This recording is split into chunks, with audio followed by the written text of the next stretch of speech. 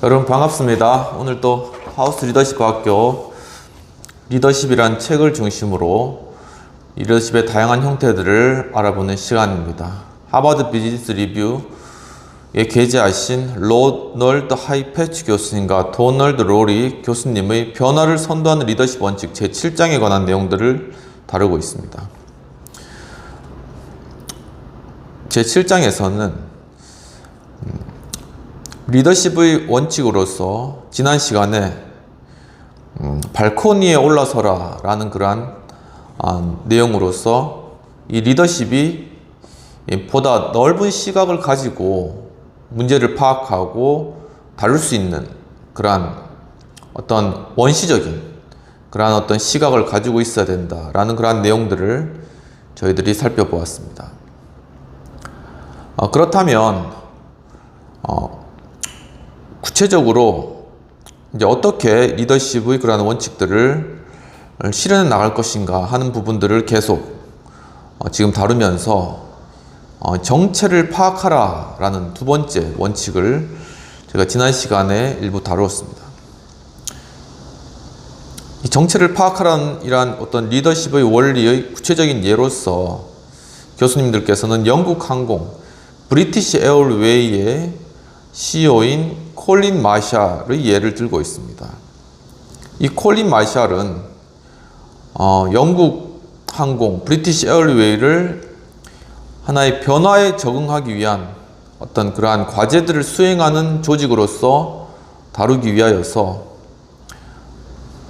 하나의 팀을 이루고 또한 조직의 도전 과제들을 좀 더 상세하게 진단하고자 세 가지 측면을 살펴보고자 계획하였습니다.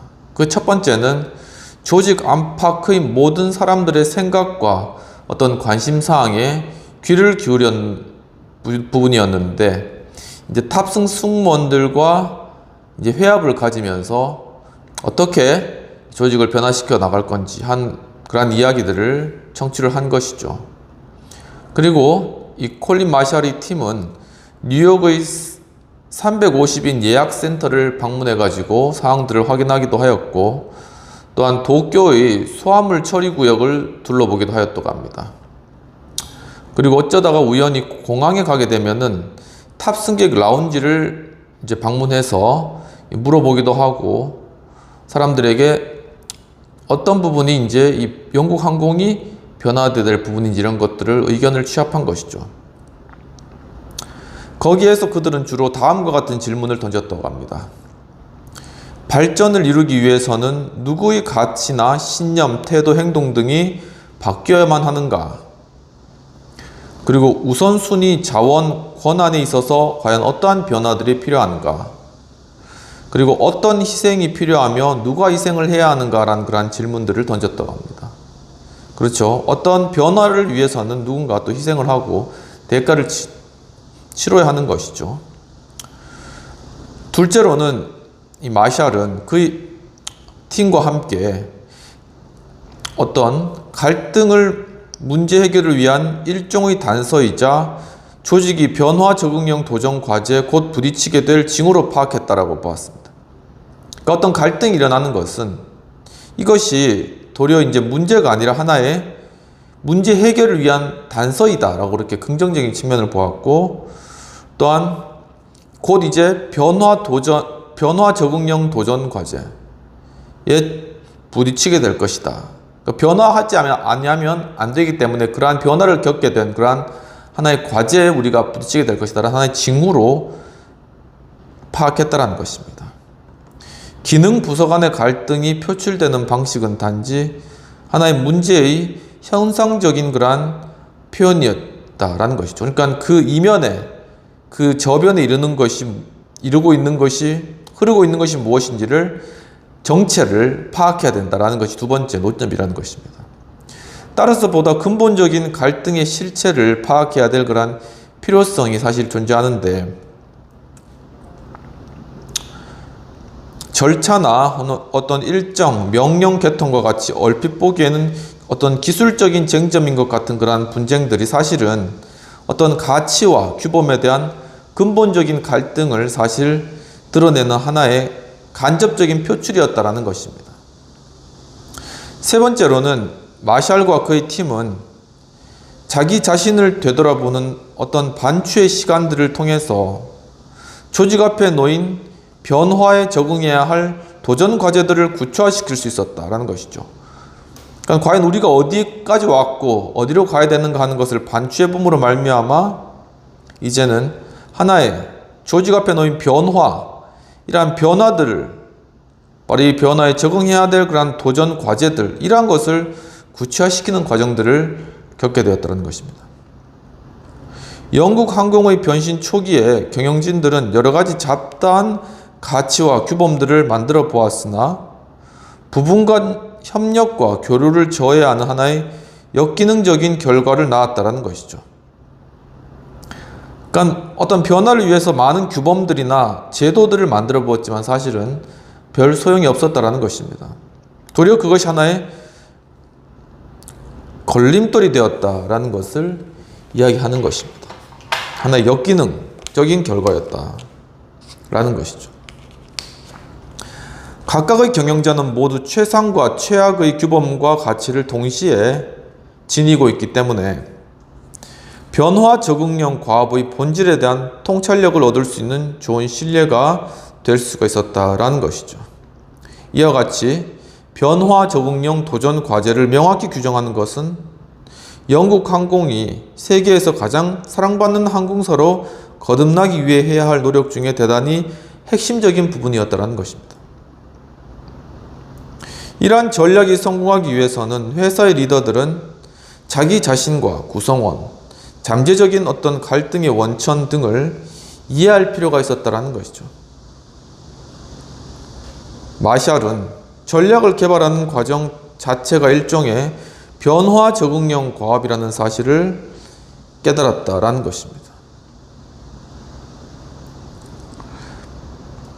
즉 바로 이러한 어떤 갈등 상황이 발생하고 그리고 이 갈등을 파헤치고 정체를 파악하는 그러한 과정 가운데 이것이 사실은 이 자체가 하나의 변화 적응형 과업, 조직이 변화해야 되는 그러한 상황 가운데 해야 될 그러한 일이라는 것을 깨달았다라는 것입니다. 그럼 비평 및 토의되는 내용들을 한번 살펴보도록 하겠습니다. 이 교수님들은 콜린 마샬의 예를 통해 표면상의 발생하는 문제를 통해 본질적 갈등을 다룸으로 말미암아 변화 적응형 과업을 수행하게 됨을 보여줍니다. 이 갈등을 핵심적으로 파악하는 방법은 무엇일까 하는 것이 토의된 내용인 것이죠. 그러니까 이런 어떤 갈등 상황이 발생했을 때 그것을 대부분 회피하거나 그것을 피하려고 하는데 도리어 그것보다는 이러한 갈등이 어디에서 발생했는가 하는 것들을 좀 진지하게 생각해보고 아까 전에 이렇게 여기서 이제 나왔듯이 어떤 반추의 시간, 그러니까 돌아보는 그러한 시간들을 가지면서 하나는 조직 앞에 놓인 변화에 적응해야 될 그러한 도전 과제들, 이러한 것들을 구체화시키면서 이러한 것들을 수행해 나가는 것, 이것이 필요한 것이다 라는 것입니다. 이처럼 하나의 변화 적응형 그런 과제들, 이러한 것들을 통해서 조직은 변화할 수 있으며 특히나 빠르게 변화한 이 세대 가운데 생존할 수가 있다라는 것을 이야기해 주는 것이죠. 이것을 위해서는 스스로를 돌아보는 그러한 시기와 또한 그러한 계기가 필요한 것이 아닌가라는 그러한 생각이 들었고, 여러분들도 한번 이러한 갈등을 통해서 이것을 선순환적으로 잘 해결하는 그러한 방법이 무엇인가를 살펴봤으면 좋겠습니다. 왜냐하면 이 갈등 자체가 제임스 맥그리거 번스 교수님께서 이야기했듯이 이 갈등이라는 것이 하나의 변화의 하나의 어떤 계기가 되는 것이거든요. 그러니까 갈등이 결코 부정적인 것이 아니라 충분히 긍정적인 면으로 작용할 수 있다라는 것을 이야기하는 것입니다. 그러면은 변화를 선도하는 리더십 원칙, 두 번째 원칙으로 첫 번째는 발코니에 올라서라, 두 번째는 정체를 파악하라 라는 부분들과 관련된 내용들을 살폈고, 그렇다면 세 번째로는 고충사항을 적절히 통제하라 라는 그러한 내용들을 살펴보도록 하겠습니다.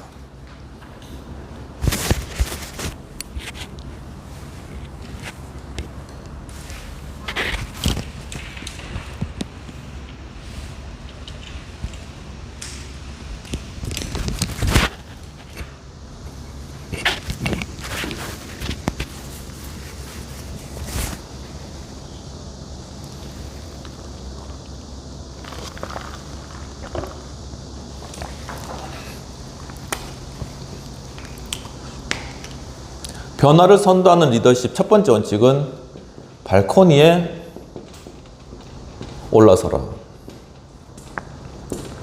거시적인 관점을 가져야 된다라는 것입니다.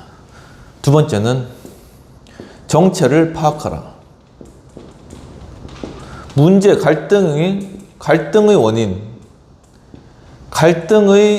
원인을 무엇인지를 살펴보고 그 정체를 파악하고 그것을 해결할 수 있는 방안을 찾는 이러한 과정들 자체가 하나의 변화 적응형 과제이다.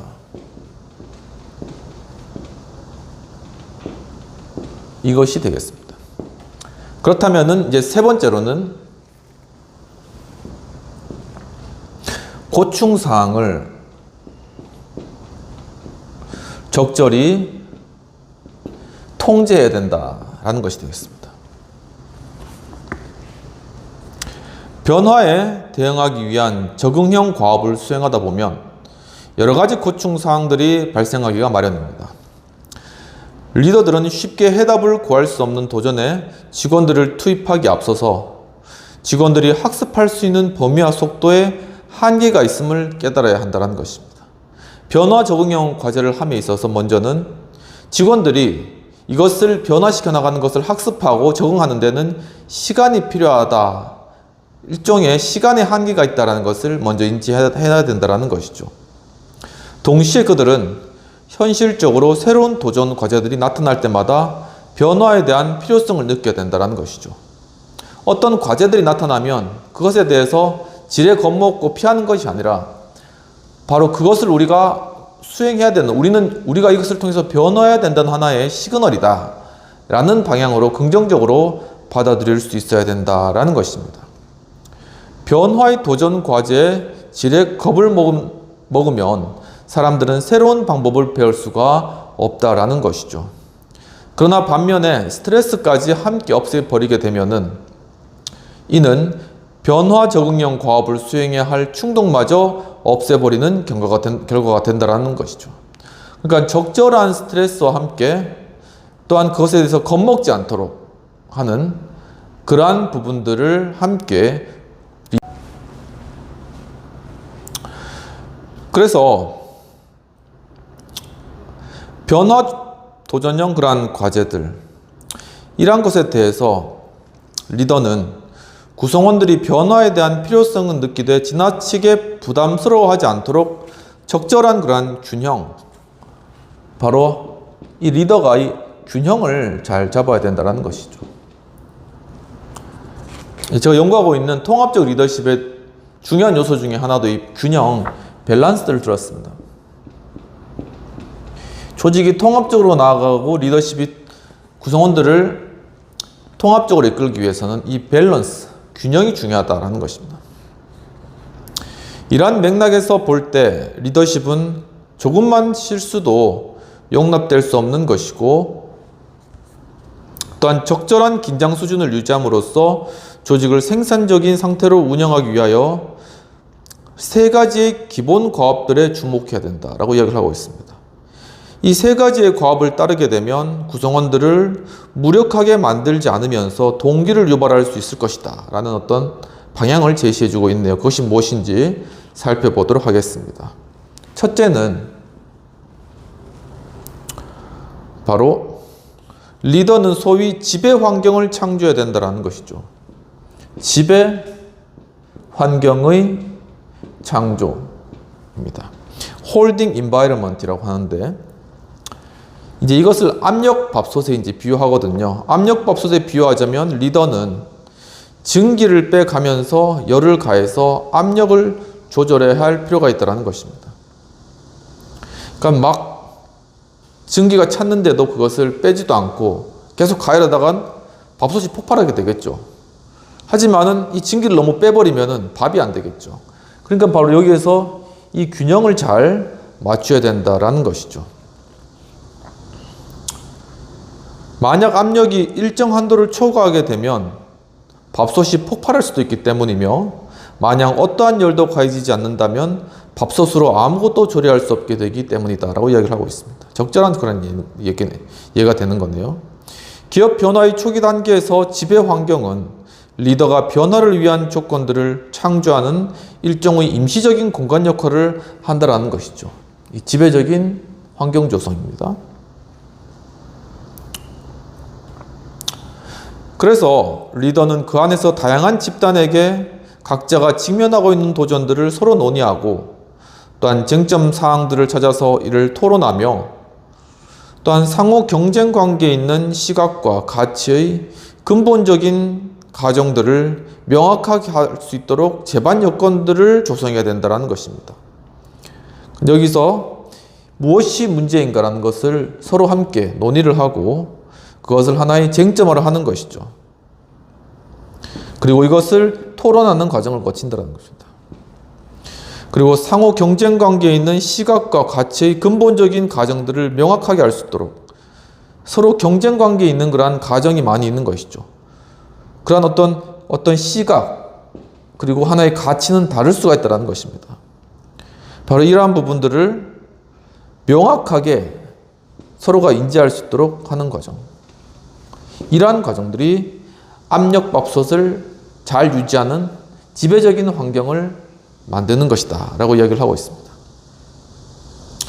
시간이 지나면서 보다 성숙한 형태의 쟁점들이 더 많이 제기될 수 있는데, 예를 들면 영국 항공이 경영의 초점을 기업 내부에서 고객 쪽으로 옮기는 데는 4, 5년 정도가 걸렸다고 합니다. 이 콜린 마샬의 예를 지난 시간에 들었죠. 바로 이렇게 4, 5년 시간이 필요하다는 것입니다. 이 과정에서 계속 중요한 어떤 쟁점들이 다루어졌다라고 이야기를 하고 있습니다. 신뢰받는 경영진을 구축하고 극도로 분열되어 있는 조직과 커뮤니케이션하고, 또한 성과와 보상을 위한 새로운 측정 방법들을 고안하고 정교한 정보 시스템을 개발했던 이러한 과정들을 모두가 거쳤다라는 것이죠.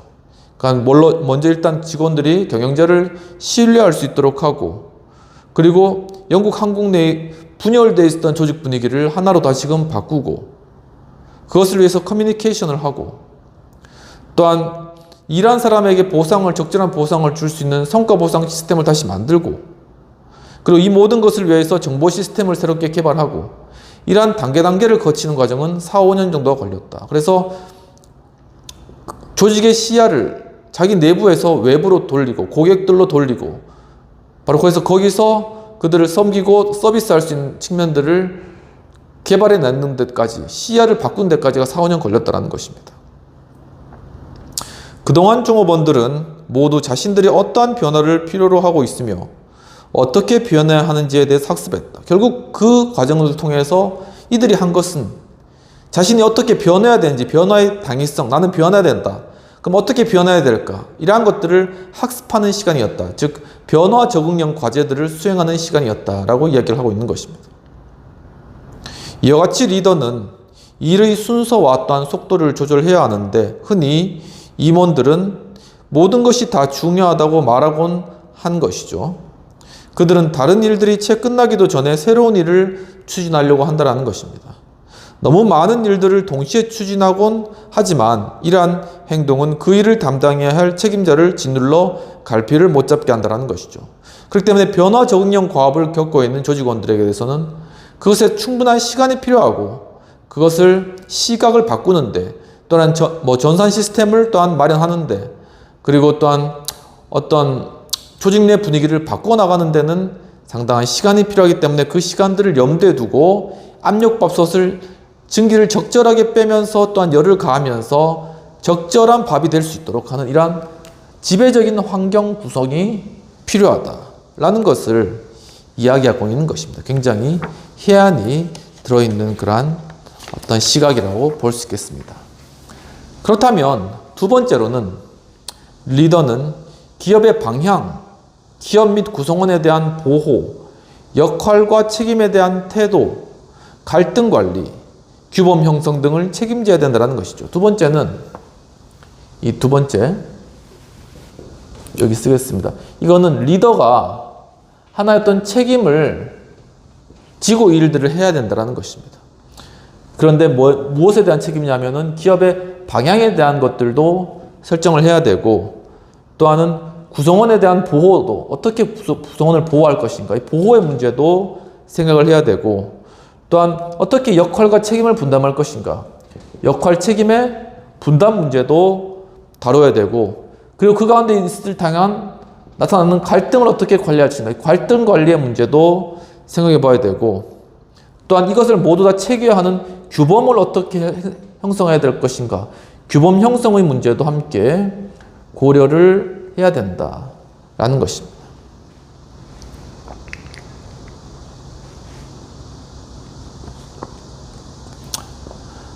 그래서 이러한 책임사항들을 충실하게 수행해야 한다는 것은 기술적 또는 일상적 업무를 맡고 있는 관리자에게 중요하다라는 것이죠. 하지만 변화 적응형 과업에 참여하고 있는 그러한 리더는 기술적이거나 일반적인 상황과는 다르게 자신의 직원을 사용하여 리더의 책임들을 수행하며, 리더는 조직의 변화 적응형 도전 과제들을 파악하고 핵심 질문과 쟁점 사항들을 끄집어냄으로써 조직이 나아가야 될 방향을 제시해야 된다는 것이죠. 리더는 변화의 속도를 관리함으로써 구성원들을 보호할 수가 있다는 것입니다.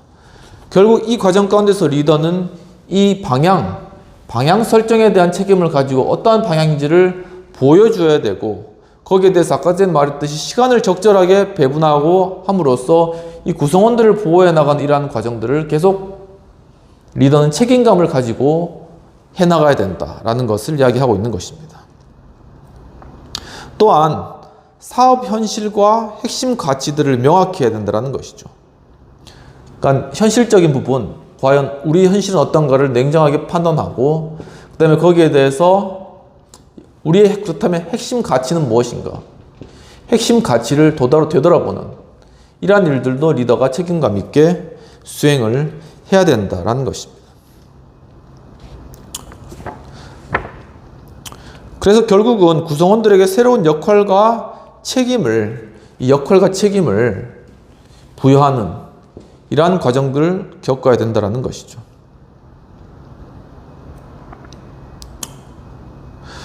또한 리더는 갈등을 창의성과 학습의 원동력으로 보아야 된다는 것입니다. 이 갈등 관리, 이것을 하나의 창의성의 원동력으로 보고 이것을 추진할 수 있어야 된다는 것이죠. 따라서 갈등이 외부로 표출될 수 있도록 주장한다는 것입니다. 갈등을 묻어두는 것이 아니라 이것을 적극적으로 외부로 표출되어서 그것을 통해서 그것이 하나의 창의적이며 변화를 일으키는 그런 하나의 긍정적 요인으로 작용할 수 있도록 하는 역할들을 리더가 해야 된다는 것입니다. 마지막으로 리더는 조직이 지속시켜야 할 가치는 유지하도록 변화가 필요한 부분에 대해서는 도전할 수 있도록 지원한다. 지속해야 될 이 핵심 가치는 계속 지속해 나갈 수 있도록 하고, 변화되어야 될 부분들은 무엇인지를 깨닫게 하는 이러한 부분들을 통해서 리더는 결국 책임감 있게 변화를 수행해 나가야 된다라는 것을 얘기하는 것입니다. 또한 세 번째로 리더는 냉정함과 균형 감각을 갖춰야 된다고 하고 있습니다. 이 세 번째, 이 리더는 하나의 냉정하게 이 과정들을 거치고 또한 하나의 균형 감각을 가지고 이러한 하나의 변화 적응형 과제를 수행하도록 인도해야 된다는 것이죠. 근데 그 중에 고충을 조절하는 것, 이 고충, 세 번째가 이 고충을 적절히 통제하라는 것이죠. 이 고충을 처리하는 것, 조절하는 것이야말로 리더의 과업 중에 가장 어려운 일이기 때문에 이 고충 처리를 위해서 이 균형을 잘 유지하는 것이 꼭 필요하다는 것입니다. 근데 이 균형 상태를 유지하기 위한 각종 압력들이 굉장히 엄청나게 일어난다는 그런 사실인 것이죠. 분자들이 압력밥솥의 벽을 향하여서 강렬하게 폭발하는 것과 마찬가지로, 표현이 참 재밌네요. 분자들이 압력밥솥의 벽을 향하여서 강렬하게 막 폭발하려고 막 하는 것과 마찬가지로 사람들이 그렇잖아도 힘들고 갈등투성이인 업무에 계속 압력을 가해오는 리더를 향해 폭발하게 된다는 것이죠. 리더는 변화의 고통, 즉 조직이 중요하게 재조정되는 것과 관련하여서 구성원들이 느끼는 공포와 희생에 대해서 깊이 이해해야 된다는 것입니다. 이러한 조직의 변화에 대해서 구성원들이 상당히 많은 압력을 느끼고 있고 거기에 대해서 폭발할 것 같은 그러한 어떤 압력 가운데 있다. 바로 이러한 것을 리더는 철저히 잘 인식을 하고 그 다음에 하지만 리더는 반면에 침착하게 기다리면서 긴장을 유지하는 능력 역시 리더가 갖춰야 될 덕목이 되는 것이죠. 이러한 것에 같이 자기도 덩달아서 막 마음 급하게 막 아니면 막 이렇게 압력이 가해오는데 거기 자기가 더 압력을 가하면서 이렇게 조급하게 행해서는 안 되고 리더는 마음을 느긋하게 가지고 이러한 것들을 수용하면서 시간을 주는 것이죠. 시간을 벌면서 침착하게 대응하는 이러한 것들, 그러면서 또 긴장을 계속 유지해 나가는 것이 바로 역시 리더가 갖춰야 될 덕목이다. 굉장히 리더십에 대한 그러한 내용들을 해안 있게 잘 설명하고 있는 것이죠. 만약 이와 같은 능력이 없다면 압력은 기억에서 잊혀지게 되고 학습과 변화에 대한 자극들이 사라져버리기 때문에 변화가 일어나지 않는 것이죠. 리더는 불확실성과 좌절감, 고통을 감내해 나가는 정서적인 역량도 갖추고 있어야 된다는 것이죠. 일단 정서적으로 리더가 이게 풍성해야지 어떤 앞으로의 불확실성이나 좌절과 고통 이런 것들 하나의 감정적인 소모 그리고 아니면 감정적인 어려움이잖아요. 이러한 것들이 조직원들이 있을 텐데 리더 역시도 그렇게 되면은 리더는 결코 이끌 수가 없다는 것입니다. 리더는 이럼에도 불구하고 이것을 넉넉히 이겨낼 수 있는 정서적인 그러한 역량들, 정서적인 어떤 풍성함, 이 감정적인 풍성함이 리더에게는 필요하다는 것입니다. 또한 걱정의 빛을 드러내지 않고도 어려운 질문들을 던질 수 있어야 된다는 것이죠. 굉장히 어려워요, 질문 자체가. 하지만 그것을 쾌활하게 유머스럽게 그렇게 표현함으로 말미암아 긴장을 낮추고 그 어려운 문제의 핵심 쟁점만을 드러내는 것이 리더의 중요한 역할이다라는 것을 말해주시고 있는 것입니다. 고객들과 동료들은 물론 종업원들도 리더가 평정을 유지하고 있는가? 이것이 중요하죠. 리더십이 중간에 딱 평정심을 유지하고 잘 가고 있는가? 감정적인 큰 요동을 치지 않고 이것을 봤을 때 조직원들도 팔로워들도 마음을 평안하게 가지고 자신의 맡기신 수행 과제를 변화 적응형 과제들을 잘 수행할 수 있는 것입니다.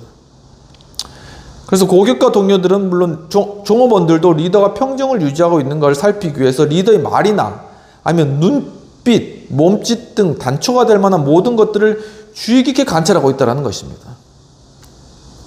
리더는 자신을 포함하여 변화의 과제와 관련된 모든 사람이 앞에 놓인 과제를 훌륭하게 우리는 달성할 수 있어. 이런 확신을 심어줄 수 있는 리더.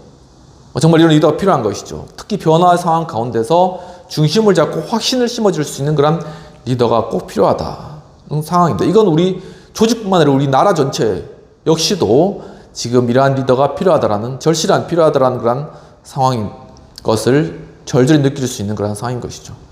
비평 및 토의 내용을 살펴보도록 하겠습니다.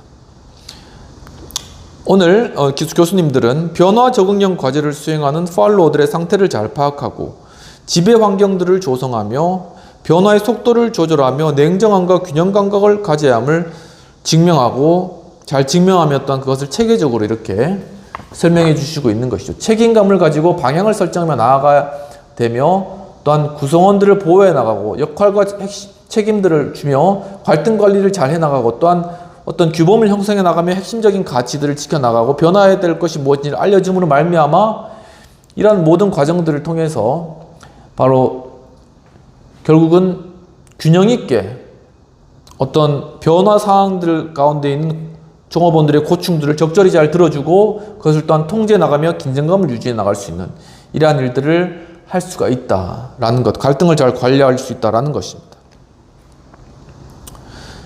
그렇다면 변화 적응형 과제를 우리 조직 내에서 수행할 때 스스로가 할 수 있는 리더십의 모습이 있다면 압력을 다루는 방법은 구체적으로 무엇일까라는 것이죠. 상당히 이게 쉽지 않다라는 것입니다.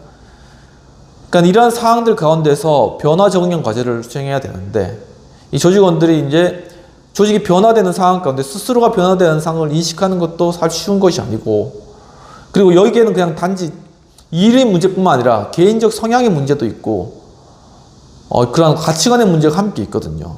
그러니까 이러한 부분들을 과연 어떻게 함께 다루면서 이 문제들을 해결해낼 것인가, 그리고 이 가운데 쟁점들을 어떻게 해결해 나가고 갈등을 어떻게 해결해 나갈 것인가 하는 것이 우리 조직에 있어서 또한 우리나라에 있어서도 중요한 그러한 어떤 과제라는 것입니다. 근데 이것에 있어서 중요한 부분들은 바로 이 리더십이 확신을 가지고 또한 균형 감각을 가지고 긴장을 놓지 않을 뿐만 아니라 조직원들을 보호하기 위해서 시간을 잘 확보해 나가면서 이것을 추진해 나가는 이런 종합적인 하나의 통합적인 그런 리더십이 필요하다라는 것이죠. 과연 이런 리더십이 과연 어디에 있겠느냐, 찾아보기 힘든 그런 리더십인데, 이러한 것들을 플러스 또한 정서적으로도 좀 풍성하고 균형 잡힌, 정서적으로 또 안정된 그런 리더십이 필요하다라는 것이죠. 기본 소양 자체가 갖추어져 있어야 된다는 것입니다. 그러니까 이런 리더십이 굉장히 쉽진 않죠. 하지만 이런 리더십이 꼭 필요하다. 특히나 변화의 시기에 있어서는 그러하다는 것이죠. 지금 여러 4차 산업혁명과 또한 AI가 발달되고 지금 굉장히 급변하는 그러한 상황 가운데 미국의 또한 관세 협상들, 이러한 국제적인 상황들 가운데서 우리가 변화하지 않으면은 결국 도태되고 우리는 결국 질 수밖에 없는 이러한 상황들입니다, 실제로. 그 때문에 지금이 바로 우리가 이러한 변화 적응형 과제를 우리가 수행해야 될 때고, 바로 그것을 위해서는 절실하게 이러한 리더십이 필요한데, 이러한 리더십을 우리가 우리 조직 내에서나 또 우리 공동체 내에서 발휘해야 된다. 그건 누가 할 것이냐? 바로 우리가 해야 된다는 것입니다. 이것을 우리가 공부하고 있는 우리가 배운 대로 바로 우리의 어떤 변화의 상황 가운데서 우리 조직을 변화에 적응해 나가도록 이끌기 위해서 이러한 압력밥솥과 같은 우리 조직을 정말 적절하게 증기도 빼면서 또한 열도 가하면서 긴장을 유지하면서 딱 알맞는 먹기 좋은 밥이 되기 위해서 우리가 인내를 가지고 리더십들이 이 일들을 감당해 나가야 된다. 그리고 다른 사람들 일을 미룰 것이 아니라 바로 이것이 우리 각자의 일이고 우리가 감당해야 될 일이고 또한 우리 전체가 감당해야 될 일이고 또한 지금 현 시점에 우리나라가 감당해야 될 일이다 라는 그런 생각이 들고, 여러분들도 어떻게 이런 변화 적응형 과제 가운데 리더십을 발휘할 건지 한번 생각해 보면 좋겠다라는 그런 생각이 드는 그런 시간이었습니다. 그리고 그 다음으로는 변화를 선도하는 리더십 원칙, 세 번째는 지속적인 관심과 주의를 기울여야 된다. 네 번째네요. 네 번째, 지속적인 관심과 주의를 기울여야 된다라는 것입니다.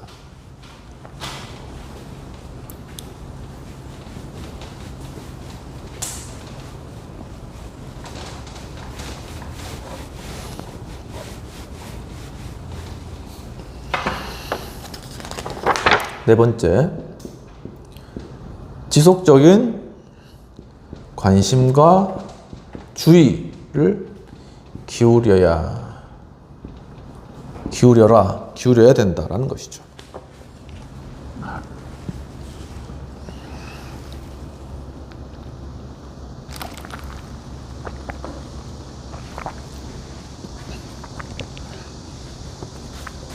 어떤 같은 조직 내에서도 사람들은 경험, 가정, 가치, 신념, 작업 습관 등에서 제각기 다른 모습을 보여주고 있는데, 이러한 다양성은 매우 중요하며, 왜냐하면 혁신과 학습은 이러한 다양성의 산물이기 때문이다라고 설명하고 있습니다.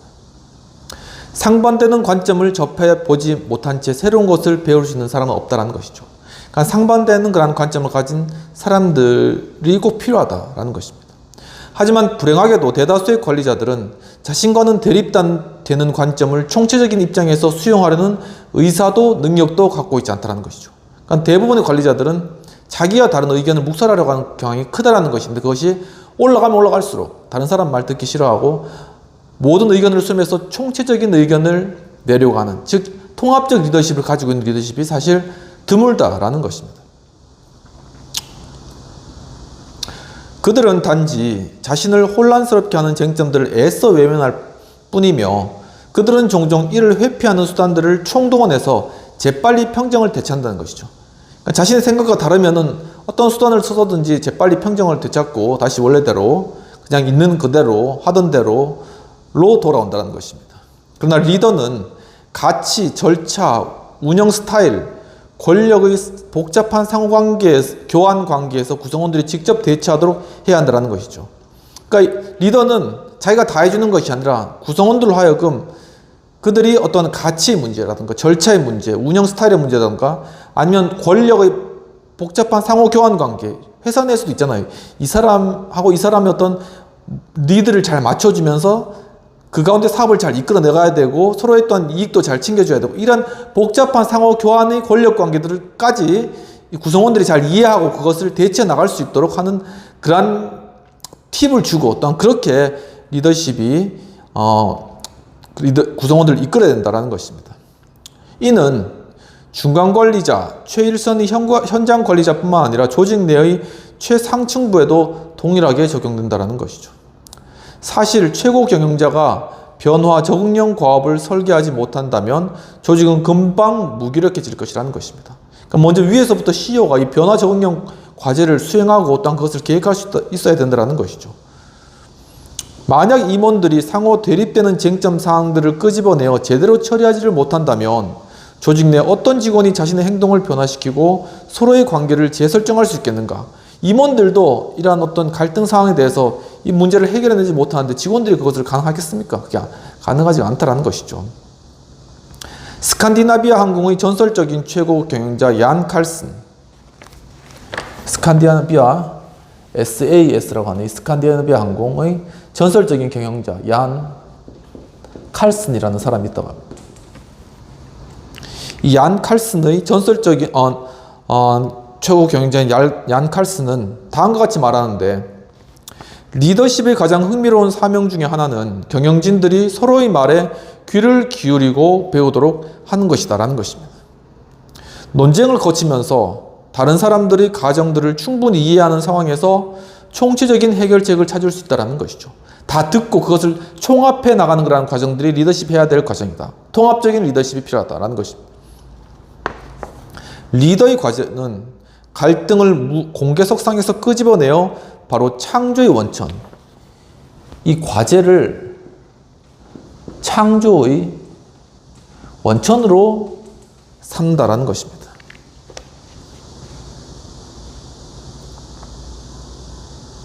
직무 회피가 조직 내에서 만연되어 있기 때문에 리더는 변화 적응에 관한 쟁점들을 부각되지 못하도록 하는 방해 요소들을 발본색원해야 된다는 것이죠. 변화하지 않으려고 붙잡고 있다는 것이 존재한다는 것입니다. 그렇다면 그 장애물들은 과감히 걷어내고 변화를 위해서 나아갈 수 있도록 그렇게 리더가 작업을 해야 된다는 것이죠.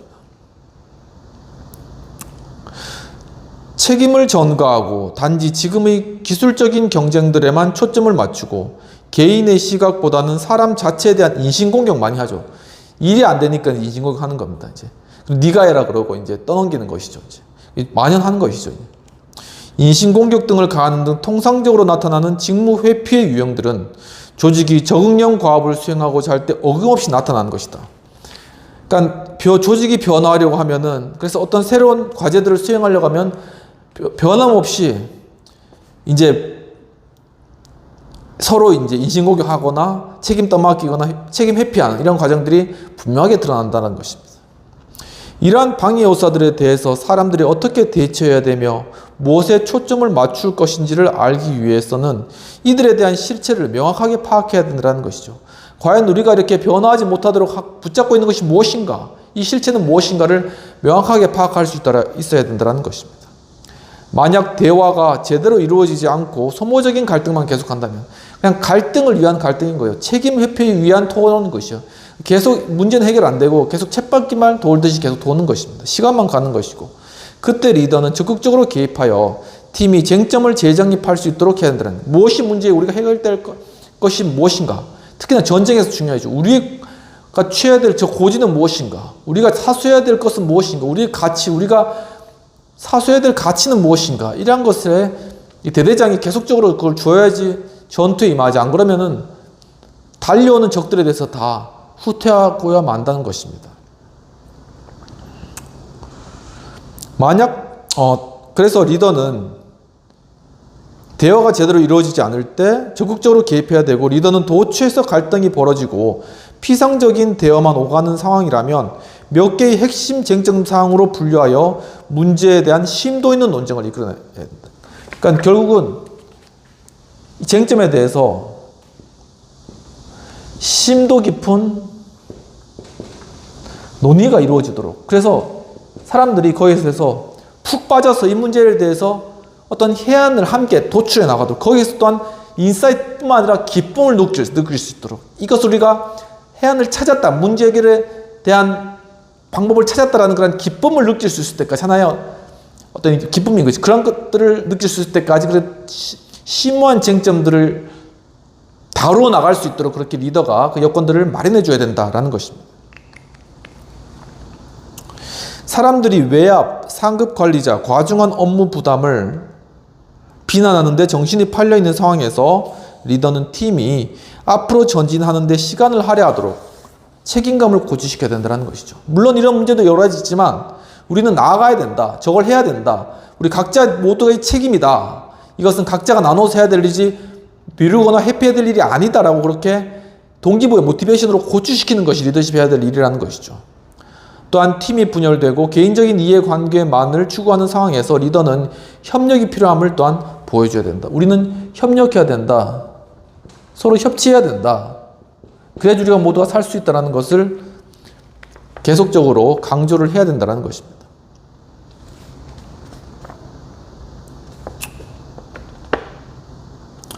그래서 사람들은 상호 자문하고 문제 해결 과정에 상대방의 자원을 활용하는 것이 가치 있다는 사실을 깨달아야 된다. 우리가 서로 필요하다. 네가 가진 지식이 필요하고 우리가 그래서 그것을 서로 교환하는 과정이 필요하다라는 것을 스스로 인식하고 그 협력을 구하고 그 팀워크를 이루어야 된다는 것이죠. 예를 들어 어떤 최고 경영자는 임원회의를 비록 그것이 운영 기술상의 쟁점들에 초점을 맞춘 것이라 할지라도 변화 적응형 과제들에 총체적으로 대응하는 방법들을 학습할 수 있는 기회로 활용한다. 별로 큰 중요한 문제는 아니에요. 그냥 운영의 문제라든가 기술상의 문제인데 그것을 가지고 이것을 통해서 우리 조직이 변화돼야 될 하나의 변화 적응형 과제들을 수행할 수 있는 그런 어떤 토의의 수단으로 삼는 것이죠. 서로 한 디스커션의 그러한 과정으로 삼는 겁니다. 그래서 서로 사소한 문제를 가지고도 서로 디스커션하고 그것을 해결해 나갈 어떤 해결책을 찾아 나가는 그러한 과정들을 마련함으로 말미암아 이러한 어떤 분위기들이 다른 어떤 과제에 있어서도 변화 적응형 그러니까 본론에 들어가서도 그것들을 할 수 있는 그런 역량들을 키워 나가는 것이죠. 물론 변화 적응형 과업을 회피하려고만 하는 관리자는 거의 없을 것이며 일반적으로 사람들은 변화 적응형 과업에 대해 두 가지 상반된 느낌을 가진다고 합니다. 비록 사람들은 어려운 과제를 해결하거나 새롭고 분명한 가치들을 추구하며 살기를 원하죠. 누구든지 과제를 해결하고 새로운 삶을 살기를 원하는 건 누구나 마찬가지인 것입니다. 이와 관련된 고충들은 되도록 피하고 싶어 한다는 것이죠. 하지만 고양이 목에 방울을 달아서 이제는 언제 어디서든지 고양이 리스크를 해지하고 우리가 치즈라든가 안 그러면 우리 곡식들을 먹을 수 있어. 이러한 어떤 새로운 삶을 새로운 변화를 살기를 원하는 그러한 쥐들이지만 실제로 그럼 어떻게 고양이에 잡아먹힐 그런 리스크를 감수하고라도 고양이에게 방울을 메어 줄 것인가 하는 것에 대해서는 다 회피한다는 것이죠. 이것이 하나의 모순적인 모습이라는 것입니다. 근데 그것이 어떤 특별한 것이 아니라 이상한 것이 아니라 그것이 당연한 것이다 라는 것이죠. 마치 수백만의 미국 시민들이 복지 혜택을 포기하지 않으면서 연방정부의 예산 적자를 줄이고 싶어하는 것과 마찬가지라는 것입니다. 모든 일이 마찬가지라는 것입니다. 너무나도 많은 관리자들이 변화 적응형 과업에 우선순위를 두고 있긴 하지만 지금까지 해오던 친숙한 사업 방식을 버리는 것을 주저하고 있다는 것이죠. 과감하게 지금까지 해오고 있던 것을 버리고 새로운 것들을 도입할 수 있는 그런 어떤 마음 그리고 그런 것들을 과정을 능히 겪어 나가겠다. 왜냐하면 여러 시행착오가 많잖아요. 그런 마음은 없다는 것입니다. 뭐 새로운 것을 원하긴 하지만은 그냥 우리에게 그냥 만들어서 던져주기를 원해.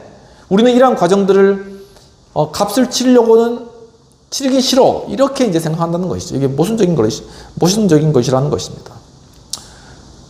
사람들은 어려운 질문에 집중할 수 있도록 자신을 이끌어주는 리더십이 필요하다는 거죠. 그렇기 때문에 그런 모순적인 그것이 바로 사람 그리고 공동체의 모습이기 때문에 변화에 대응하는 그런 모습이기 때문에 바로 거기에 리더십이 필요하다는 것입니다. 그것을 이끌어내가고 그런 모습들을 해결해 나가면 사람들을 동기부여해서 그럼에도 불구하고 변화를 시켜나가도록 그들을 이끌 수 있는 그런 리더십이 필요하다는 것이죠. 훈련된 주의 집중이야말로 리더십이 만들어낼 수 있는 진정한 가치라는 것이죠. 그러니까 이런 혼란 상황 가운데서 한 곳에 집중해라.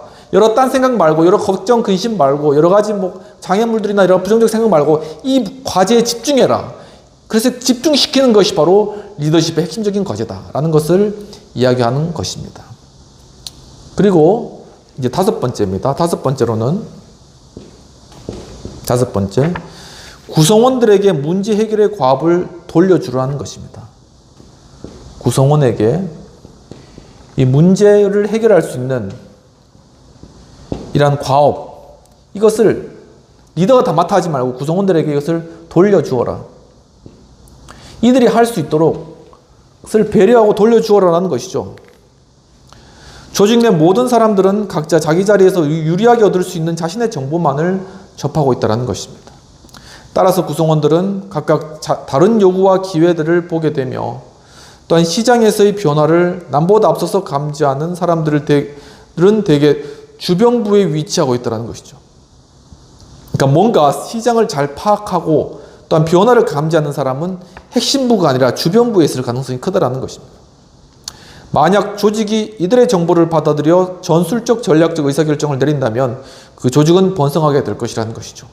그러니까 이러한 주변에 있는 사람들의 의견을 잘 청취해서 이것을 의사결정에 반영하고 간다면은 때에 늦지 않게 시대의 변화의 흐름을 타면서 적절하게 갈 수 있는 조직이 될 수 있다는 것입니다.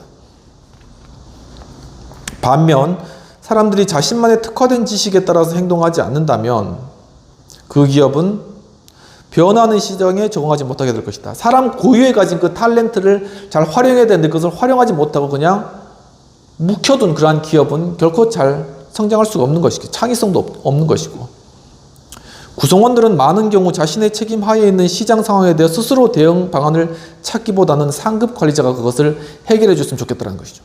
그러니까 위에서 좀 조정해줘. 위에서 이런 문제를 해결해줘. 이것이 일반적으로 그냥 직장 구성원들이 이제 생각하는 그런 과제라는 거예요. 생각하는 그런 스타일이라는 것입니다.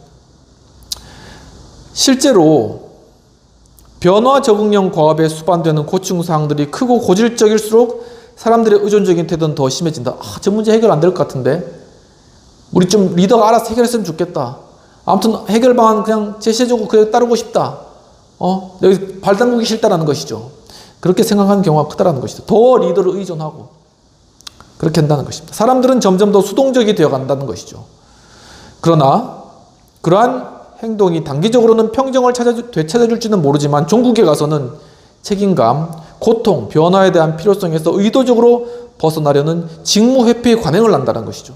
그러니까 이런 분명한 수술해야 되는 상황이 됐는데 빨리 가서 수술 받아야 되는데 조금 여기다 약간 약 바르고 그냥 묵혀두는 것입니다. 그냥 소화제 먹고 그냥 놔두는 것입니다. 위에서 지금 위궤양 이런 심각한 상태라서 이거 수술해야 되는데 그냥 임시방편 떼우는 것이죠. 이것이 반복되다 보면은 업무를 미루고 회피하는 것이 하나의 관행적인 것이 되어버리고 결국은 그 조직은 변화에 적응하지 못하고 변화 적응형 과제를 수행하지도 못하는 그런 조직으로 전락할 그런 가능성이 크다라는 것입니다.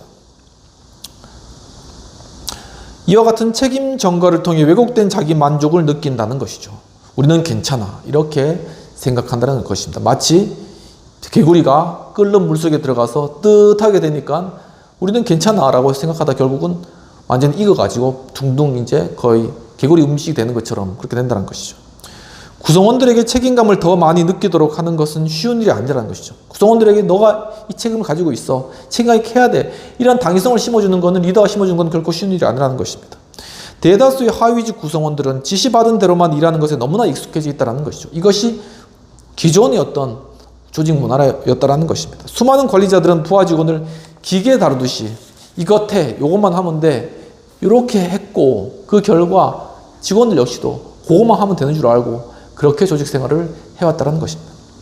그래서 사사건건 또 통제합니다. 이거 했어 안 했어 체크하고 이렇게 일을 해온 것이 우리의 기존의 방식이었다는 것이죠. 그러나 구성원들에게 직접 문제를 정의하고 해결책을 모색하도록 주도권을 부여하기 위해서는, 그러니까 주도권을 가지는 것이 무엇보다 중요하다는 것이죠. 왜 중요하냐? 이것을 통해서 진정한 하나의 의욕이 나오고 창의성이 나온다는 것입니다. 그럼 주도권은 무엇이냐? 그것은 결정할 수 있는 능력. 스스로 결정해서 문제를 해결해. 바로 그것이 힘들지만 그것을 해결해 나가는 것이 바로 변화 적응형 과제를 수행하는 것이고, 책임감이 길러지는 것이고, 변화에 적합한 그런 스타일로 만들어지는 것이고, 만약 그런 스타일을 심어주는 것은 물론 직장뿐만 아니라 그 개인의 삶의 앞으로 살아가는 삶에 있어서도 바로 그런 생존력을 그에게 길러주는 것이라는 것입니다. 항상 물은 흐르죠. 잔잔하게 고이는 걸 쓰는 것입니다. 이 세계는 항상 변화하고, 이러한 파도를 타고 어떻게 하면은 생존해 나가며, 이 가운데 변화에 적응해 나가며, 내 문제를 해결해 나가며, 내 밥그릇을 채우며 살아갈 것인가 하는 것을 그 개인에게도 가르쳐 주는 것입니다. 조직이 변화되고 개인이 변화되는 이러한 과정들이 바로 변화 적응형 과정들을 수행해야 되는 과정들인데, 바로 그런 것들을 리더십이 도와줘야 된다. 그것을 위해서는 바로 이렇게 구성원들에게 문제를 해결할 수 있도록 그 과제를 돌려주어라 라는 것이죠. 경영진이 통제보다는 지원을 하는 방법을 배워야 된다는 것입니다. 이것을 위해서. 반면 종업원 측에서는 스스로 책임을 지는 방법을 또한 배워야 된다는 것이죠. SAS 스칸디나비아 항공에서 칼슨은 다른 이들을 신뢰하고 권력을 분산시킴으로써 사람들이 스스로 책임을 지도록 격려해야 된다는 것이죠. 여기서 권력 분산이 있어야 된다는 것입니다. 권력이 이것을 분산시켜야 된다. 집중된 권력을 분산시켜서 이것을 스스로 결정할 수 있도록 나누어줘야 된다는 것입니다. 또한 사람들이 스스로 책임을 지도록 격려해야 된다는 것이죠. 리더는 구성원들이 책임감의 무게를 견뎌내도록 이끌어야 된다는 것입니다.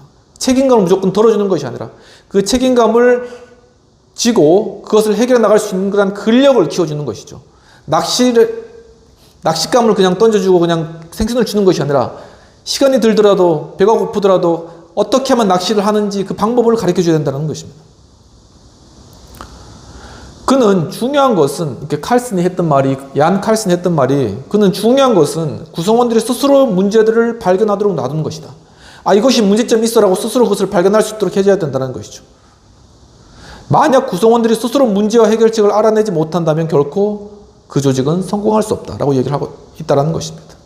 그러한 목표를 달성하기 위해 칼슨은 조직 전반에 걸쳐 구성원들의 참여를 이끌어내기 위한 조치들을 취하였는데, 예를 들면 SAS 스칸디나비아 항공에서 처음 2년 동안 칼슨은 50% 이상의 시간을 조직 구성원들과 의사소통하는 데 투자했다는 것이죠. 만나서 이야기하고 밥 먹고 이야기 듣고 하는 것을 50% 이상 자신의 시간을 썼다는 것입니다. 대규모 회의를 통해서 직접 의견을 교환하는 동시에 워크샵, 브레인스토밍, 학습훈련, 브로셔, 대중매체 출연 등 여러 가지 혁신적인 방법들을 동원하여서 자신의 뜻을 간접적으로 전달했다. 막 SNS에 올리고, 또한 어떤 X에다가 올리고, 그리고 인스타에다 올리고, 그 다음에 동영상 유튜브 찍고, 아무튼 여러 가지 방법들을 마취하면서 자신의 어떠한 기업 이미지와 가치와 또한 방향을 가지고 이제 계속 설파했다는 것입니다. 그 통로가 어디든지, 아니면 대규모 회의라든지 워크숍이든지, 아니면 브레인스토밍이든지, 소규모 회의든지, 아무튼 그런 모든 것을 통해서 자신의 어떤 생각들을 나타내고 그것을 구성원들이 알 수 있도록 하는 그런 방법들을 취하였다라는 것이죠. 나아가 각종 상징적인 행동들을 취함으로써 회사를 지배하는 규칙들이 무엇인지를 보여주었다는 것입니다.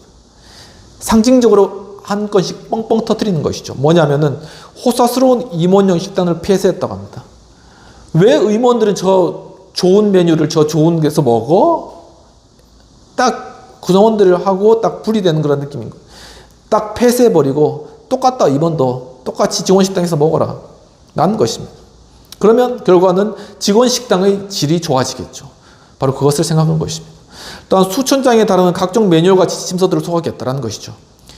어떻게 하면 된다, 어떻게 하면 된다, 이렇게 지침서 일일이 막 그거 읽다가 보면은 이제 진이 빠지는 거죠. 그리고 또 업무할 때 어딨어 그걸 찾게 되고 이렇게 되는데, 그럼 계속 시간은 늘어나고, 그리고 거기에 매여있는, 문제는 뭐냐면 거기에 매여있다는 것입니다. 물론 어떤 금융기관이나 좀 특수한 경우에 있는 경우에는 그것들을 꼭 지켜야 되지만은, 그러니까 지난 시간에 공부했잖아요. 그런 여러 가지 다양한 케이스가 있다. 하지만은 어떤 이 스칸디나 항공은 어떤 생산적인 일을 하는 거잖아. 그럴 때는 굉장히 어떤 창의적인 것들을 위해서 과감하게 이런 것들을 좀 내려놓고 스스로가 발견한 그런 방식대로 해볼 필요가 있다는 것이다. 물론 이제 항공기 운영할 때 중요한 그런 수칙들은 분명히 지켜야 되는 것이죠. 그는 또한 조직의 내외부에서 사람들을 만나고 그들의 이야기에 귀를 기울였다는 것이죠. 일단은 이 청취, 그러니까 잘 듣는 것, 청종하는 것, 이것이 리더십의 가장 기본이라는 것입니다. 많이 듣고 이야기 적게 하고 그것을 내적으로 소화해서 그걸 통합적으로 이끌어내는 이런 것들이 바로 통합적 리더십이다 라는 것입니다. 그는 심지어 자신의 가치관, 철학, 전략들을 설명하기 위해서 진실의 순간들, Moments of Truth라는 책을 쓰기도 했다고 합니다. 요즘에 최근에 이제 차인표가 이제 책을 또 써가지고 이제 상도 받았죠. 근데 아무튼 이런 책까지 쓰면서 자신의 어떤 철학을 구성원들에게 알리려고 많은 노력을 했다는 것입니다. 이 책에서 칼슨은 특별히 다음과 같은 주석을 달고 있다고 합니다. 만약 단 한 명의 외부인도 이 책을 읽지 않는다고 할지라도 최소한 나의 직원들은 기꺼이 이 책을 읽을 것이다. 다 읽을 필요 없어. 내 직원들만 읽으면, 내 직원만 읽어도 돼. 왜냐하면 내 생각을 알고 그 가치에 동의해 줄 거니까. 아니면 그 가치에 반대한다면 그것을 이야기해 줄 거니까. 아무튼 전체의 가치를 이루어가고 그러면서 조직이 뭉쳐지는데 중요한 역할을 할 것이다라는 것입니다. 그래서 또한 리더는 조직 전체의 자신감을 개발해야 된다는 것이죠. 조직이 구성원들이 자신감이 있어야 돼요. 어디든 나가든지 영업을 하든지 아니면 상품을 개발하든지 아니면 가서 업체들을 만드든지 자신감 있게 할 수 있도록 하는 그런 분위기 조성. 칼슨은 이에 대해 다음과 같이 훌륭하게 지적하고 있다고 합니다. 사람들은 날 때부터 자신감을 갖고 있는 것이 아니다. 심지어 가장 확신에 차 있는 사람들조차도 회의적인 태도를 보일 수 있다는 것이죠. 자신감은 성공, 경험, 조직 환경에서 나오는 것이다. 그러니까 많은 경험을 해보고 또한 성공을 경험해보고 또한 조직의 환경 가운데 이러한 자신감이 차 있는 분위기가 있으면은 그 사람은 자신감을 가지게 된다는 것입니다. 리더가 해야 할 가장 중요한 역할은 사람들에게 확신을 심어주는 것이다. 이렇게 하면 된다. 우리는 성공할 수 있어. 우리는 나아갈 수 있다라는 확신을 심어줄 수 있다는 것입니다. 우리는 변화할 수 있어라는 그런 확신을 심어줄 수 있다는 것입니다. 자신감을 얻은 사람들은 기꺼이 위험을 감수하고 책임감을 느끼게 될 것이라는 것이죠. 무엇이든지 그럼 내가 한번 해보겠다는 의욕이 들잖아요. 그리고 할 수 있는 어떤 이 임파워먼트, 어떤 권한을 위임받으로 말미암아 어떤 할 수 있는 가능성에 대한 그런 확신이 생기잖아요. 그러면은 일을 맡고 그것을 수행해 나간다는 것입니다. 리더는 그들이 실수할 때 도와주는 역할을 맡아야 되는 것이죠. 그러니까 그렇게 하다가 실수가 발생할 수도 있어요. 하지만 그것에 대해서 잘 도둑여주고 또한 그것에 대해서 백업해주고 그러한 봉착한 문제를 해결해주면서 앞길을 터주면서 자신감 있게 나아가도록 이것은 비록 조직뿐만 아니라 한 가정에서도 가장이 자녀에게 실수할 수 있어 하지만 그에게 자신감을 가져다주고 그가 나아갈 수 있도록 격려해주는 것이 바로 부모의 역할이라는 것이죠. 그게 리더 역할이고 또한 국가 지도자의 역할도 바로 그러한 역할이라는 것입니다. 비평 및 토의된 내용들을 살펴보도록 하겠습니다.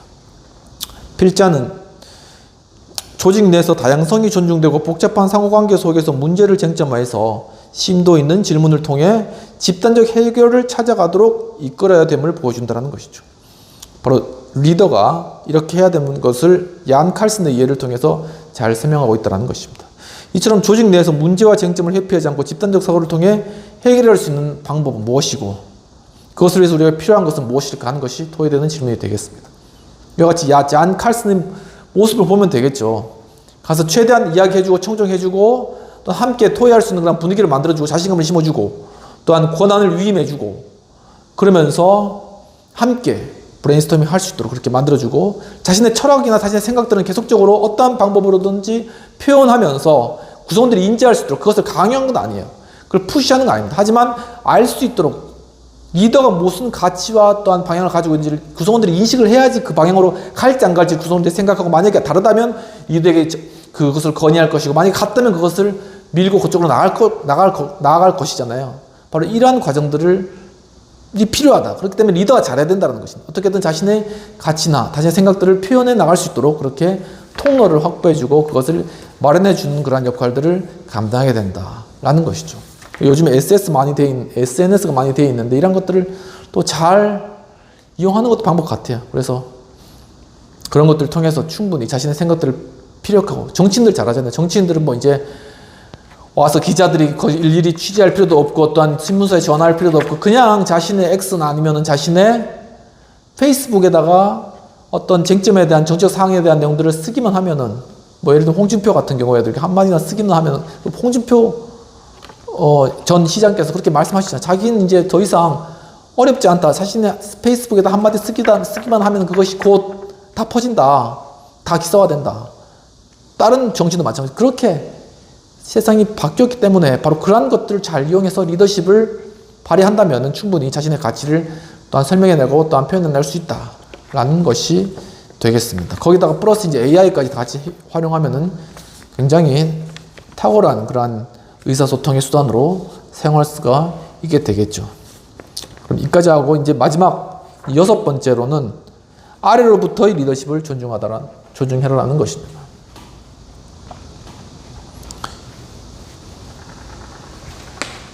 여섯 번째, 다섯 번째고 여섯 번째로 이제 아래로부터의 리더십을 존중하라 라는 것이 내용이 되겠습니다.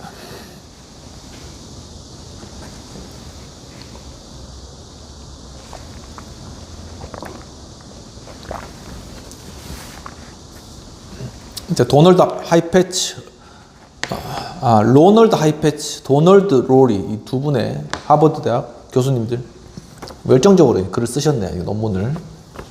그래서 참 많은 어떤 인사이트를 얻는 것 같습니다. 여섯 번째, 아래로부터의 리더십을 존중하라.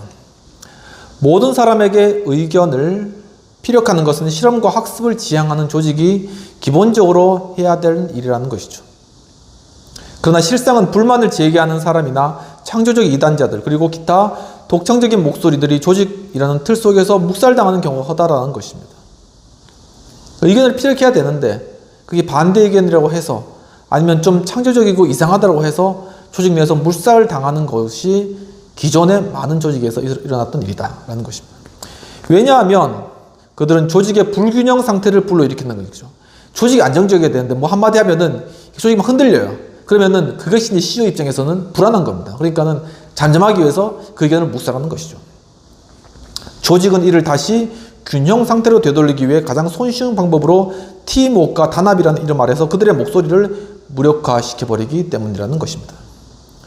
아래로부터의 목소리들은 대개 본인이 의도했던 바대로 정확하게 표현하지는 못하게 된다는 것이죠. 그러니까 밑에서 뭔가 불만이 있어서 이야기하는데 그것이 정확하게 표현되지는 않는다는 것입니다. 그러면 위에 있는 사람들은 그걸 잘 이해를 하지 못하고 이야기를 들어보려 하지도 않고 그냥 묵살하는 것이죠.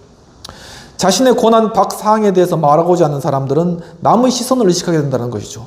힘들게 이야기하는 것입니다. 그리고 남의 시선도 또 의식하게 되고 지가 뭔데 이렇게 바라보는 시선도 많이 있다는 것이죠. 때로는 발언을 준비하는데 너무 많은 정열을 낭비하곤 한다는 것입니다. 그러니까 다른 사람 디펜스에 걸리지 않기 위해서 자신의 말이 또 비난당하지 않기 위해서 막 엄청 여기에 막 노력을 기울인다는 것이죠. 그렇게 되면 힘 빠지는 것이죠. 그래서 쉽게 어떻게 비판하거나 아니면 자신의 의견을 피력하기가 쉽지 않다는 것입니다. 특히나 나이가 들면 들수록 그렇다는 것이죠. 물론 이런 이유로 사람들은 자신의 의견을 효과적으로 전달하기가 더욱 어려워지며 그들은 적절한 시기와 장소를 택하지도 못하고 적절한 의사소통의 경로와 지휘계통을 못 찾기도 한다라는 것이죠. 하지만 무심결에 불쑥 던진 한마디의 말 속에 곰곰이 곱씹어볼 필요가 있는 직관이 담겨 있다는 것이죠. 한마디 했는데 그 말이 머릿속에 이제 꽂혀서 이것이 하나의 키가 되어서 문제를 해결하거나 조직을 변화시키거나 상황들을 역전시키거나 아니면은 시장에 새로운 어떤 인사이트를 던지거나 할 수 있는 그런 하나의 기회가 되기 때문에 이러한 비판적 의견이나 창의적인 어떤 의견들을 잘 들어야 된다는 것입니다. 시기가 좋지 않다고 내용이 불분명하고 비합리적으로 보인다는 이유로 이를 이를 일거에 거부하는 것은 어쩌면 잠재적으로 충분한 가치가 있는 정보를 잃는다는 것이죠. 동시에 장차 조직의 리더가 될 수 있는 사람을 좌절시키는 것이다. 그렇기 때문에 여기서 아래로부터의 리더를 존중해라는 것입니다. 그렇게 이야기를 던지고 회사의 어떤 방향이나 아니면 목표나 아니면 상황들에 대해서 의견 던진 사람들은 잠재적인 리더인 것입니다. 그 사람들 잘 키우면 회사의 향후의 발전을 기여할 수 있는 좋은 리더가 될 수 있어요. 그런데 한두 번 의견이 묵살되다 보면 그 사람도 그냥 조직에 순응하거나 나가게 되는 것이죠. 그렇다 보면 그 조직은 그러한 리더를 잃게 되는 것이고 조직의 발전이 막혀진다라는 것입니다. 그와 같은 일이 어떤 대규모 제조업체의 관리자인 데이비드에게도 일어났는데 그는 구성원들에게 스스로 문제점들을 면밀히 찾아보고 기탄 없이 의견을 말하며 책임을 맡으라는 격려하는 상관의 말을 들었다고 합니다. 너는 말도 너의 의견 잘 이야기하고 또 말한 것에 대해 책임도 지고 기탄 없이 이야기해. 괜찮아. 의견 다 들어줄게. 이렇게 상관이 이야기했다는 것입니다. 그래서 그는 최고 경영자가 대단히 애착을 갖고 있는 프로젝트에 대해 몇 가지 문제를 제기했다는 것이죠. 그러니까 얘는 또 이제 오버한 겁니다. 그래. 지금 우리 회사의 주요 사업 방향에 대해서 이게 문제야. 라고 이제 들고 나는 것이죠. 물론 이 사람 좀 약간 오버했을 수도 있어요. 근데 이 사람은 굉장히 이렇게 열정적으로 자신은 정말 상관의 말을 순진하게 믿고 그렇게 이야기한 것이죠. 하지만 그것은 너무나 미묘한 사안이어서 몇 해 동안 그냥 덮어놓고 있었던 것이란 것입니다. 그러니까 이 문제는 이미 굉장히 미묘한 상황이라 가지고 이것은 다 덮어두고 그냥 조직의 귀환이 흔들릴 것 같으니까 가만히 있었던 그런 상황입니다. 그것을 뇌관을 탁 터뜨린 것이죠. 모든 사람들이 그 프로젝트가 공개적인 논의의 대상이 되지 못하리라고 생각했던 것과는 달리 이것은 대화 상대가 안 돼. 그렇게 보았는데 데이비드는 만약 계속해서 그 프로젝트를 진행하게 되면 회사의 전반적인 전략 중 핵심적인 요소들이 손상을 입거나 정상 궤도에서 이탈하게 될 것이라는 사실들을 간파하고 싶다는 것이죠. 그 사람은 데이비드는 젊었기 때문에 편견이었기 때문에 딱 프로젝트 보고 상황들 보니까 이거 나중에 했다가 큰 손실이 있고 우리 회사가 흔들릴 수도 있겠어. 그러니까 미리부터 가서 이거 아니다라고 얘기를 한 것입니다. 이런 사람이 꼭 필요하죠. 이런 사람을 얼마나 잘 품느냐 하는 것이 정말 리더십에, 특히 통합적 리더십에 영향이 아닐까라는 생각이 드는 것입니다.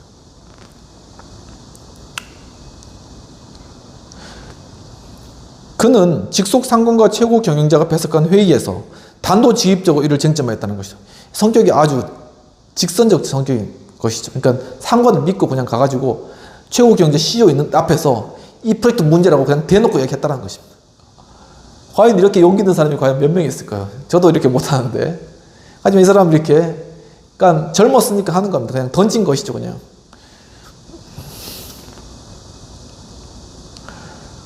그는 문제점을 매우 명확하게 설명하고 상호 경쟁적인 다양한 시각들을 각 항목별로 분석하였으며 굉장히 탁월하게 잘 준비한 것이죠. 프로젝트를 고수할 경우 처리될 결과를 요약 제시하였다.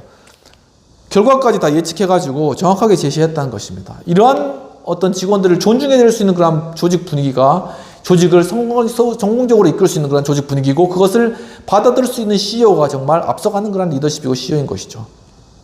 과연 우리 조직은 어떨까 한번 돌아볼 필요성이 있을 것 같습니다. 데이비드의 말에 머리 끝까지 화가 난 최고 경영자는 이 최고 경영자는 굉장히 보수적이고 또한 굉장히 고리타분한 그런 스타일인 것 같습니다.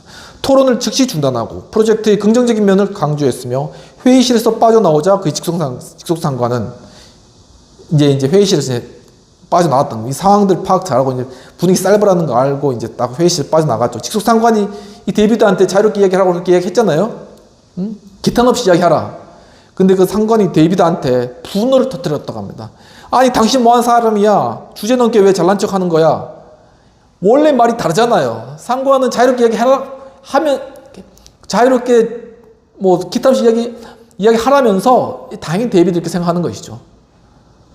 바로 이게 리더십의 모습입니다. 이렇게 리더십을 하면은 이건 모순진 리더십이고 밑에 있는 사람들이 결코 따라올 수 없는 것이죠. 속 터지는 것이고 아까 전에 말씀드렸듯이 이 직원들을 보호해준 변화 적응형 과제를 함에 있어서는 직원들을 보호해주고 그들의 고충을 들어줄 수 있는 세 번째 고충상을 적절히 통제하고 조절할 수 있는 그러한 리더십이 되어야 된다는데 여기에 있는 이 상관은 여기서는 빵점인 것이죠.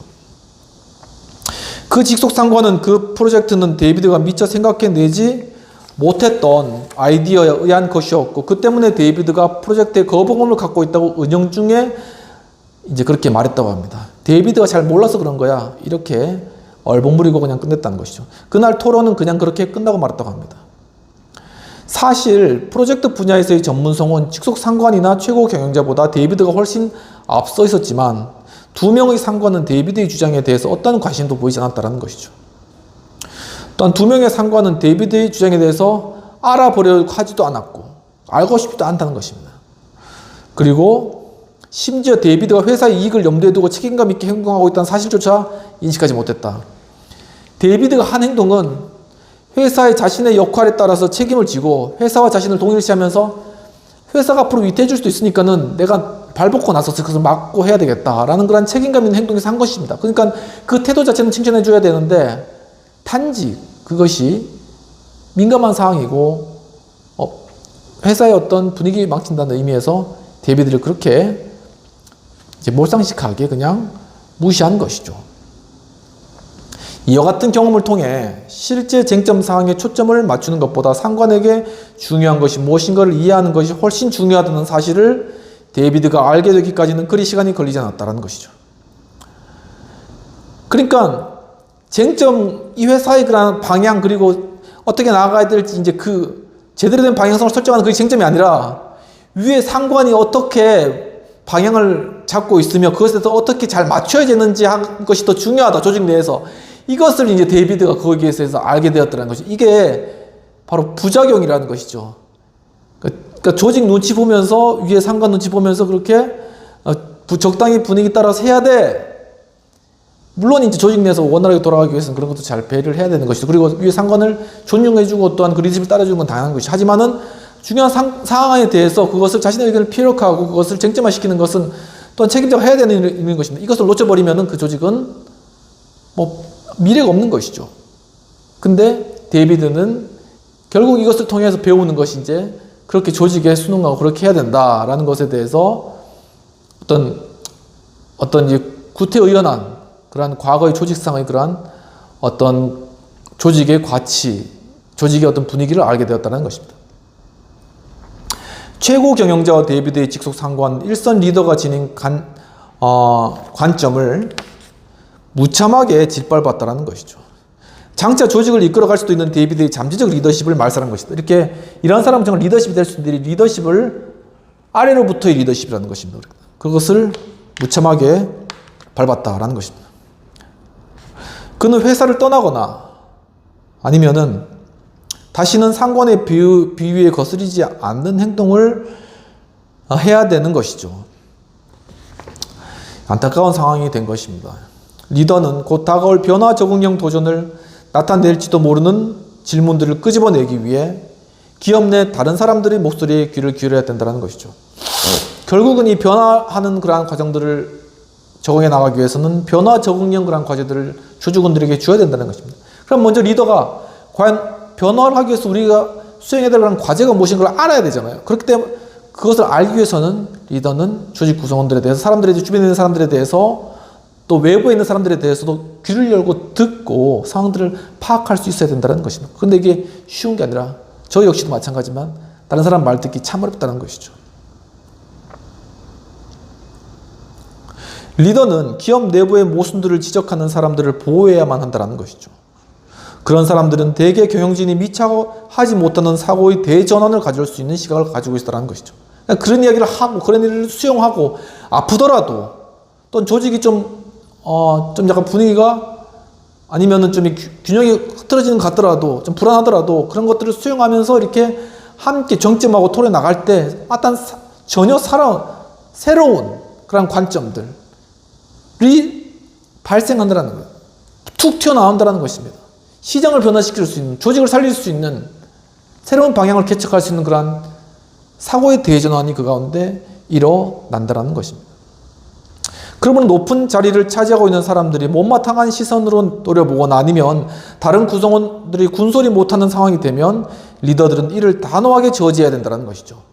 그러니까 분위기 자체가 자유스럽게 이야기하고 토론할 수 있는 분위기가 되지 않는다면 그 상황들을 리더는 간파하고 그 상황들을 해결해야 된다는 것입니다. 장애물을 제거해야 된다는 것입니다. 그리고 다시금 활발하게 토론이 이루어지고 그런 상황들에 대해서 원활하게 이루어질 수 있도록 그렇게 분위기를 만들어내는 것이 리더의 책임이라는 것입니다.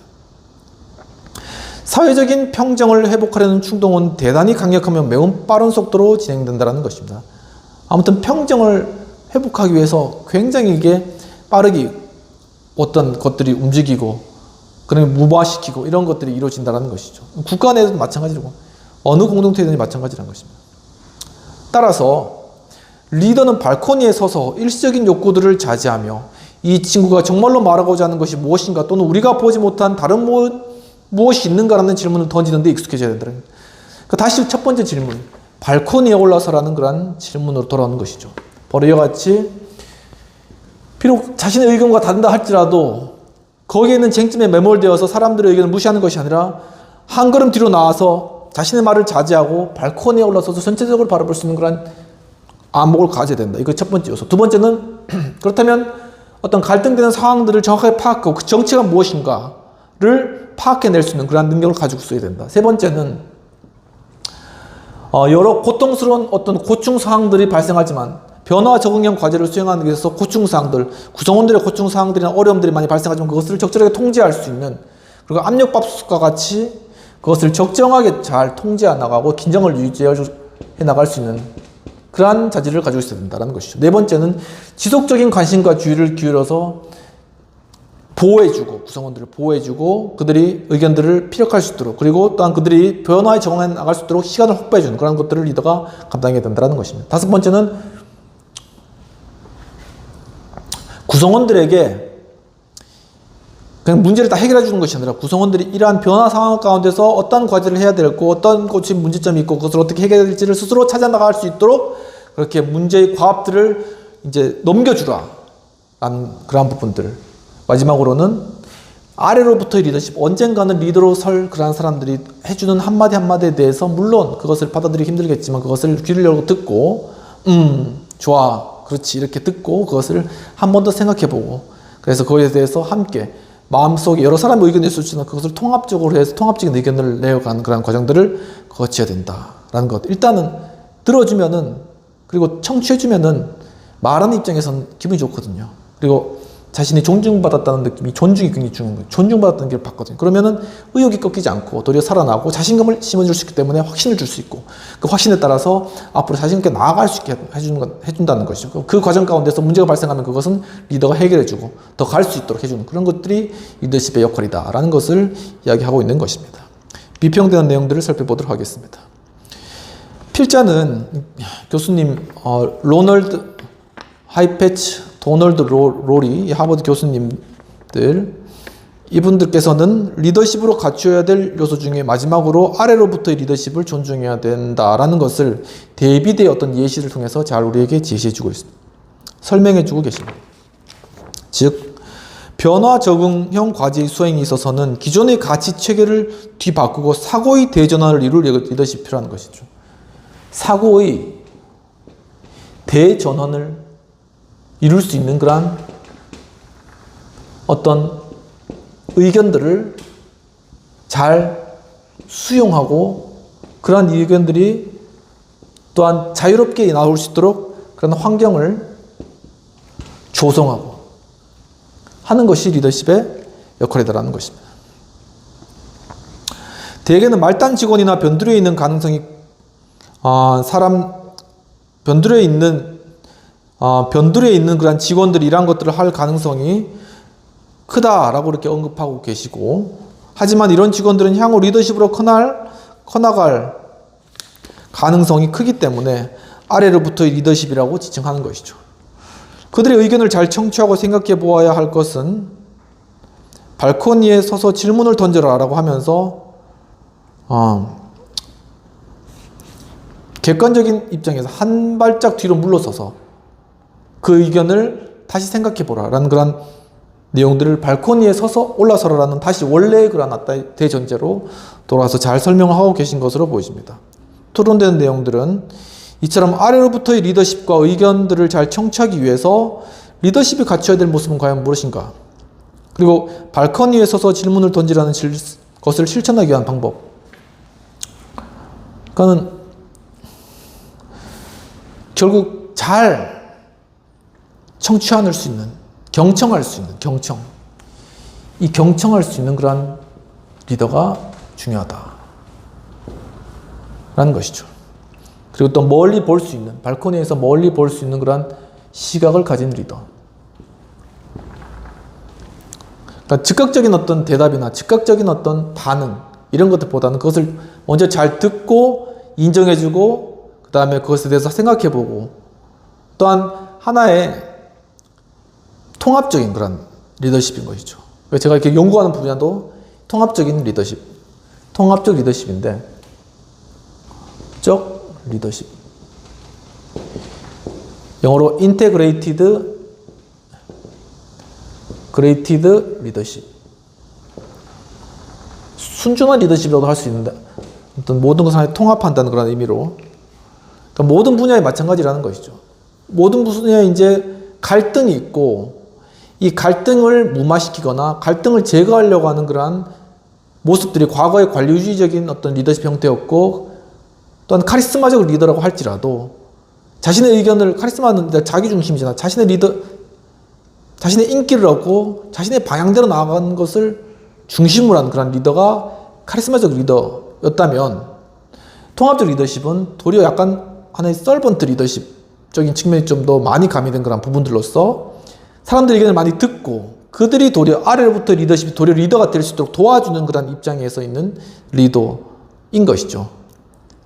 그래서 그렇게 자신의 역량을 많이 키우고 여러 가지 의견을 많이 듣고 난 뒤에 그것을 하나의 통합해서 압력밥솥에 밥 짓는 것처럼 적절하게 긴장을 유지하고 증기를 빼가면서 그래서 좋은 밥이 될 수 있도록 해서 가장 합당한 솔루션을 제공하고 그것을 통해서 이 공동체가 서로 협치하고 합의를 이루는 가운데 더 좋은 결과를 낳을 수 있도록 하는 그런 리더십, 이런 리더십에 대해서 연구를 하고 있는 그런 부분들이 있는데 이런 것들이 하나의 조직뿐만 아니라 우리 개인의 가정이나 공동체라든가 국가 전체에서도 필요하다는 것입니다.